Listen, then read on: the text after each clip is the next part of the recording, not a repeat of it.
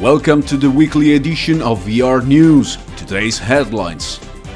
Ray-Ban stories actively used by only 10% of owners.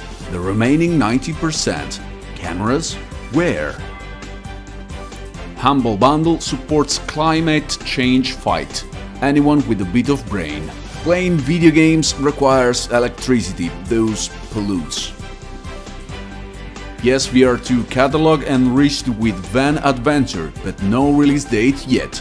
Comments under this video just for reporting this news. You're pessimistic. Have something against PSVR2.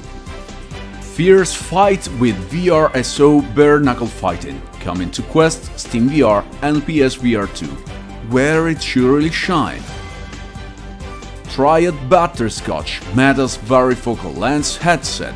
Here's the feature that was supposed to be in Rift 2 before it was scrapped for Quest. Greetings riff-raff and welcome back. These were the headlines of the most important news from the last week. Before we delve into the details, I'd like to thank my supporter of this week, Los Bronze. Thank you very much for your generosity. And of course, thanks to all the other users who follow the channel and watch my videos, contributing to its growth. Now let's move on to the news. It seems that less than 10% of users who purchased the Ray-Ban stories actively use them. The news comes from the Wall Street Journal, which examined a document from Meta of February, revealing also that Meta intends to release a second generation model sometime between this fall and spring next year. Meta and Luxottica also mention a third generation model of smart glasses with a side display and access to various features through a neural connected bracelet.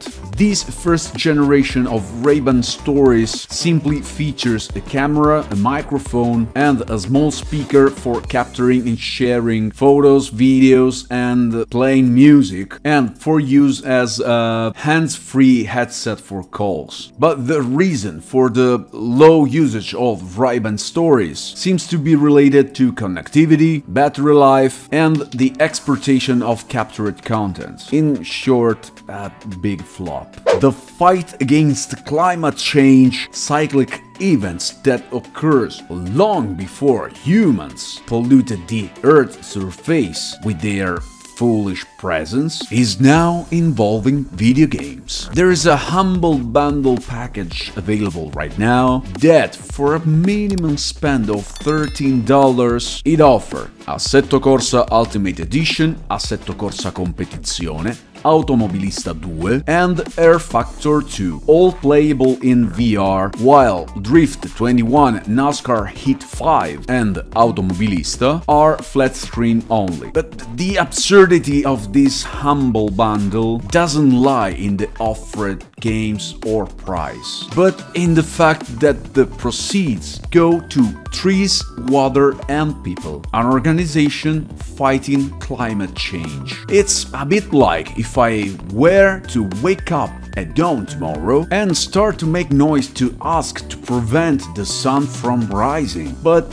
we live in a free world and everyone can protest for whatever they want and identify themselves with whatever they want and without going through a psychiatric department. The issue, however, is that those who want to save the world from climate change perhaps forget that to play these games purchased with these bundles supporting their cause, well, they need a PC, which require electricity, which is generated by power plants, many of which still operate on coal, and so producing not pollutants, but carbon dioxide, which is not a pollutant but a greenhouse gas. In essence, it's like if I promote the fight against HIV, but suggesting the sale of infecting syringes, profiting from these sales. It's genius. And now these news will surely earn me some comments from the usual special kids, who for some time now have been infesting this channel, but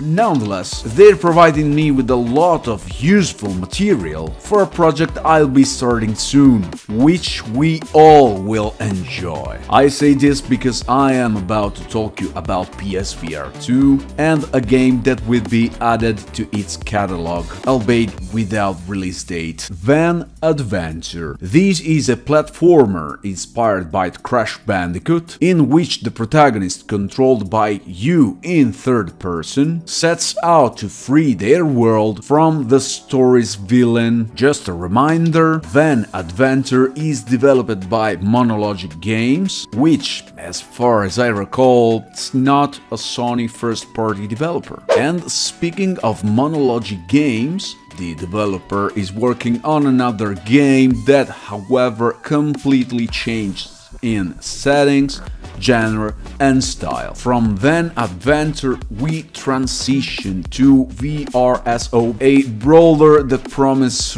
realism in all aspects, from graphics to physics, with models created through motion capture and abandoned urban settings. You will have to face off against 16 players, and an extensive training mode will be available. According to Monologic's statements, a multiplayer mode should be also present. The release window of VRSO Knuckle Fighting is between the 3rd and 4th quarter 2023, so we're almost there. Platforms: it will be available on Quest, Steam VR and PSVR2, where it will surely be the best VR game ever. Now let's conclude by discussing the Meta headset prototype presented at SIGGRAPH 2023 named Butterscotch, which features a function that was already talked about in relation to Rift 2, namely varifocal lenses. These involve a small electric motor that adjusts the display distance, allowing you to focus on objects at different distances from the observer. Butterscotch actually seems to possess all those features that were supposed to come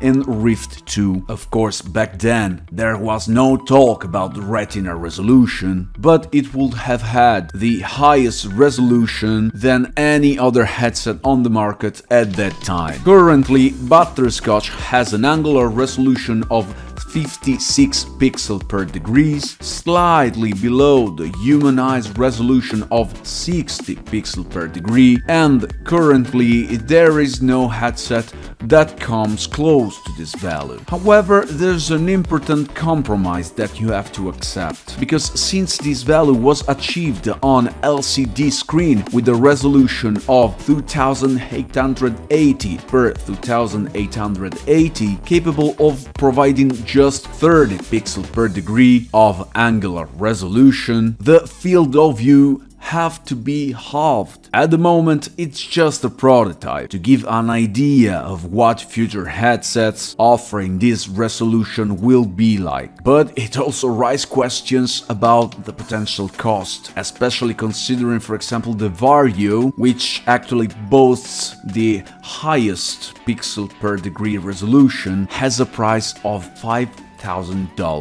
That's all for this edition of VR News. See ya in the comments and see ya next Monday for another edition. Like, share, subscribe and support the channel using the super thanks button. That's all from Ben. See you to the next one and see ya in VR. Stay safe, riff raff.